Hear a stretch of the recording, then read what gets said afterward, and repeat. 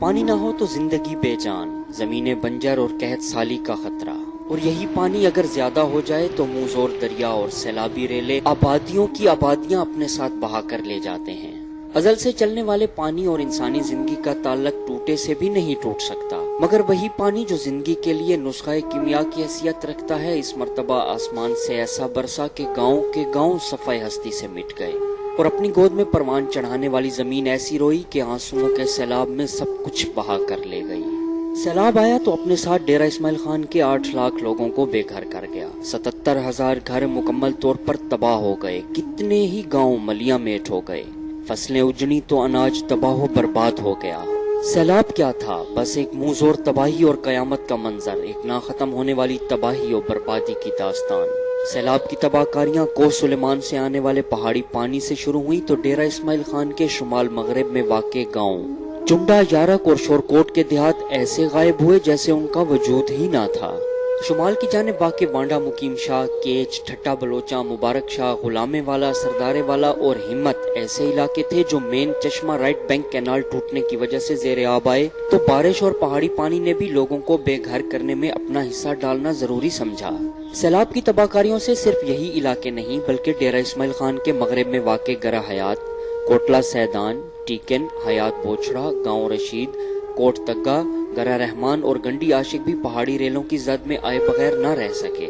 CRBC canal جہاں شمال کی جانب تباہی اور بربادی کا باعث بنی، وہیں جنوب کی سمت واقع دیہات بھی اس کی زد سے محفوظ نہیں رہ سکے۔ پروا، مکڑ، ماڑا اور نائی ویلا ایسے گاؤں تھے جہاں بارش نے تو تباہی مچائی ہی تھی، مگر نہر ٹوٹنے اور سیلابی ریلوں کے باعث یہاں کی غریب عوام اپنی 4 دیواریوں سے بھی محروم ہو گئے۔ سیلابی اور پہاڑی پانی نے تو جو تباہی مچانا تھی مچا دی، مگر برسوں سے اپنے کنارے پر آباد لوگوں کو رزق مہیا کرنے والے دریائے سندھ نے بھی بے وفائی کی حد کرتے ہوئے اپنے چاہنے والوں کو ڈبو کر رکھ دیا، اور کچے کا سارا علاقہ مکمل طور پر تباہ ہو گیا۔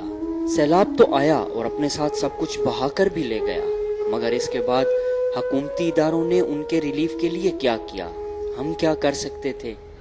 ہم نے کیا کیا اور مستقبل میں ہم کیا کریں گے؟ اس کا فیصلہ ہمیں خود کرنا ہوگا۔ سیلاب آیا، سب کچھ بہا کر لے گیا، اور مصیبت زدہ لوگوں کو ایک نہ ختم ہونے والے امتحان میں مبتلا کر گیا۔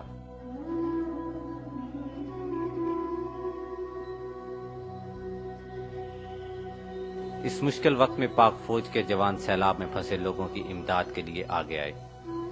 ایک طرف ضلع بھر کے مختلف علاقوں شورکوٹ، رمک، پرووا اور پہاڑ پور سے 2324 افراد کو محفوظ مقامات پر منتقل کیا گیا، تو دوسری طرف سیلاب میں پھنسے ہوئے لوگوں میں ہیلی کاپٹرز کے ذریعے 1,09,325 پیکٹ تیار خوراک بھی تقسیم کی گئی۔ خوراک کی فراہمی کے بعد ان متاثرین کے لیے سر چھپانے کی ضرورت کو محسوس کرتے ہوئے پاک آرمی کے ساتھ ساتھ سول سوسائٹی اور بین الاقوامی تنظیمیں ICRC نے انجمن ہلال احمر پاکستان کے ساتھ متاثرین کو خیمے اور راشن دینا شروع کیا۔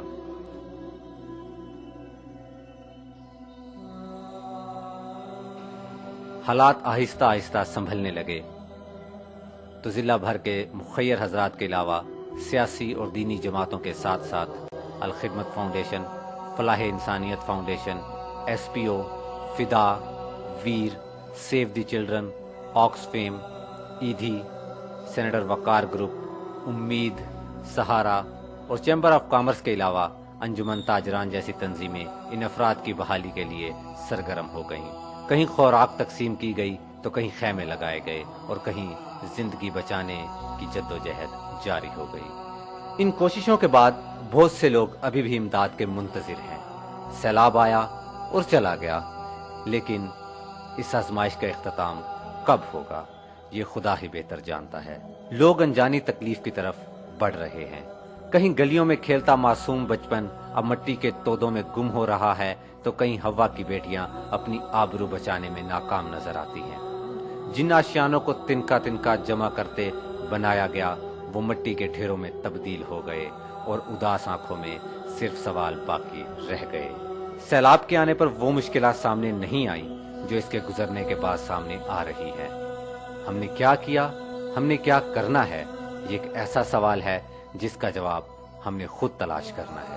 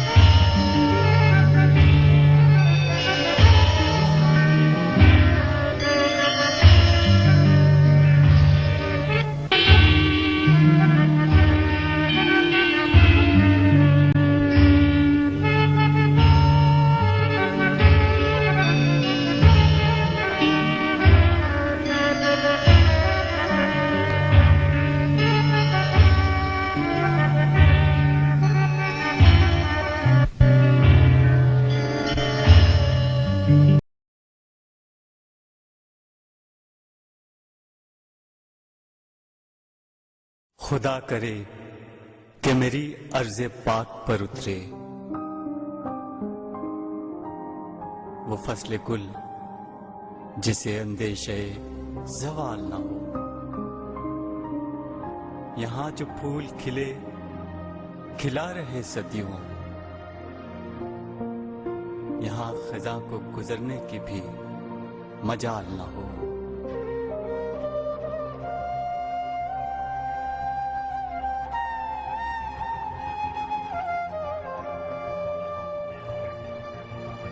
یہاں جو سبزہ اگے ہمیشہ سبز رہے، اور ایسا سبز کہ جس کی کوئی مثال نہ ہو.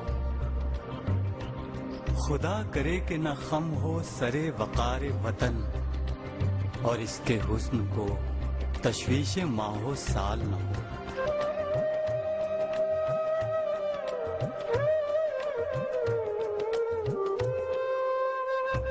ہر ایک فرد ہو تہذیب و فن کا اوج کمال، کوئی ملول نہ ہو कोई खस्ता हाल ना हो।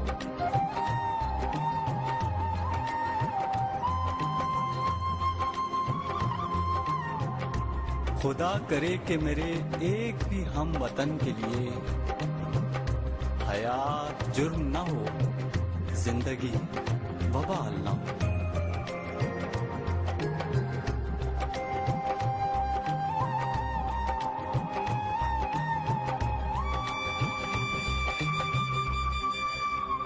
खुदा करे कि मेरी अर्ज़ पाक पर उतरे वो फसले गुल जिसे अंदेशे ज़वाल ना हो।